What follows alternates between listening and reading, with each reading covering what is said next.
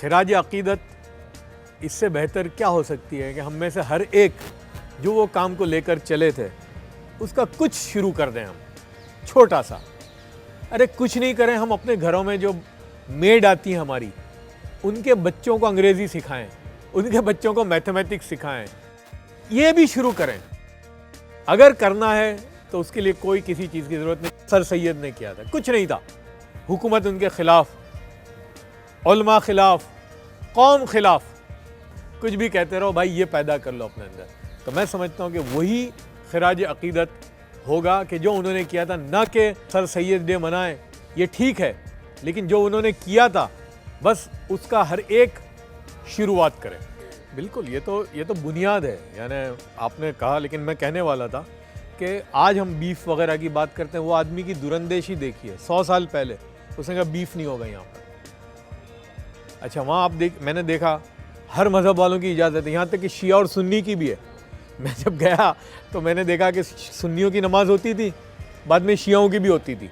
यानी उन्होंने कहा भाई मज़हबी होना है, लेकिन हर एक को दी। तो वही जो हमारा कॉन्स्टिट्यूशन है कि भाई यूनिटी इन डाइवर्सिटी। तो बिल्कुल कि ये कोई कौम के लिए, इसलिए मैं बिल्कुल नहीं मानता कि ये अलीगढ़ यूनिवर्सिटी कोई किसी कौम के लिए उन्होंने बनाई थी, सबके लिए। आज भी अलीगढ़ में कोई मुसलमान अकेले नहीं है, 50% से ज़्यादा तो हर ज़माने में गैर मुस्लिम रहे हैं।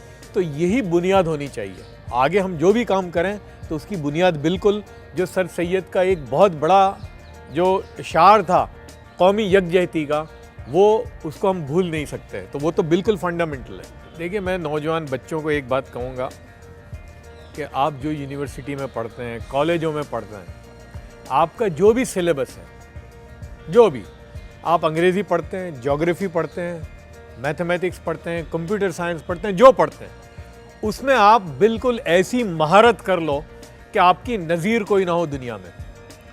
इसलिए कि हमको भीड़ में नहीं रहना है, आपको एक ऐसा नुमाया बन के निकलना है कि हिस्ट्री, आप उसकी तालीम इतनी हासिल कर लो कि दुनिया में अगर कोई पूछा जाए कि साहब फ़लाँ तारीख़ की, हिस्ट्री की फ़लाँ चीज़ का माहिर कौन है, तो कहा साहब ये है।